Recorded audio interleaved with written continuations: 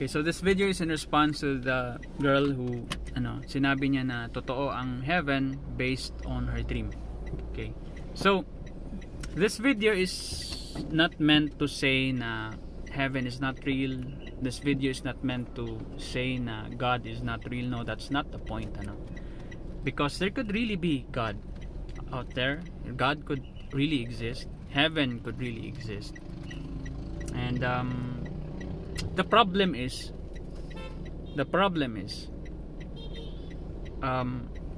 our senses are very limited. Na liling lang yung sense of sight natin, yung sense of smell. So they're not really they're not really the best tool to determine whether something is true or not. So again, that there could really be truths out there. The problem is our senses, and that's just one problem. There's another problem, our biases. Okay, so meron tayong mga biases na galing sa mga core beliefs natin, and nadadala natin yon when we say something is true or not. So since you're a believer, obviously you would say na yung dream mo is true kasi na-experience mo ang God, na-experience mo ang heaven. And your God could have been the Christian God because you are Christian. Hindi mo makikita siguro si Muhammad, hindi mo makikita si Allah kasi hindi ka Muslim. So yun yung problema.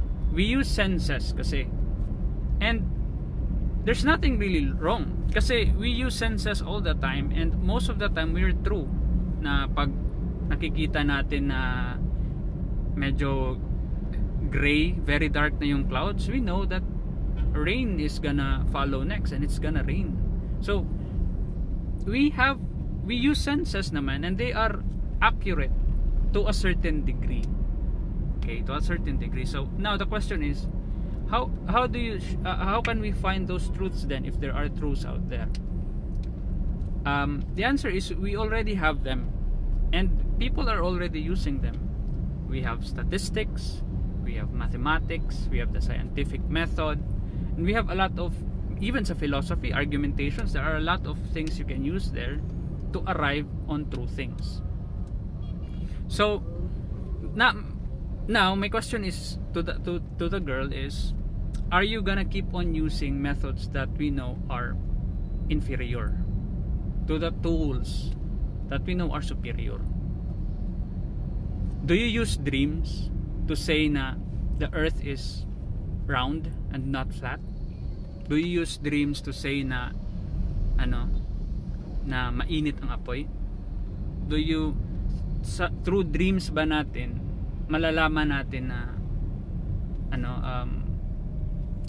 na maalat ang dagat? 'Di ba we go out and we touch things and we observe things? 'Di ba we gather data to really make sure na yung conclusion natin is tama. So again, you can use those methods. You can through dreams, you can then say, yeah, God is real and heaven is real. But you can't convince people like me. I will be having a hard time to believe in what you've just experienced, kasi a lot of people experience a lot of things. People sleep and then dream about aliens, but then wake up and say na aliens are not real.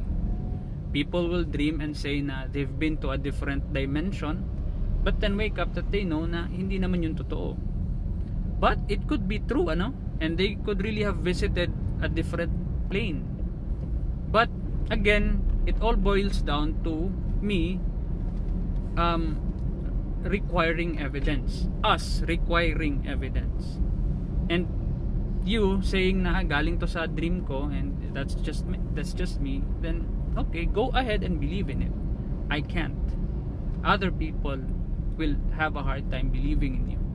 So too bad na through sa dreams mo siya na experience.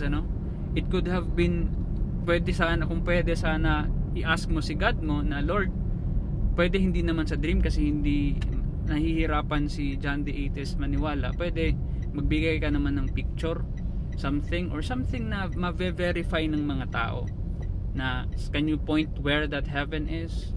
Can you explain in a mathematical formula na meron talagang ganito.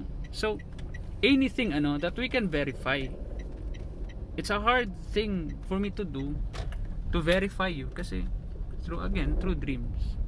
So in summary, you could be true, what you've experienced could be real, but there's no way for me to verify, and that's just too bad. A lot of things science has already claimed to be true, you can verify them, and you won't be sad, because you will eventually find out that what they're saying is true, diba? Kasi they've laid out the steps you can do to replicate what they've discovered. Okay, bibigyan kanila ng steps. Ito ang speed of light. You can conduct this kind of experiment to really conclude na ganyan talaga kabilis ang speed of light. Diyan you can conduct this experiment na ganito talaga ang behavior ng gravity, and constant yung speed ng pag-pull ng mga objects down to earth, diba? So hindi ako, I would be confident kasi they've used methods that are superior. They didn't dream about the gravity, they didn't dream about the speed of light.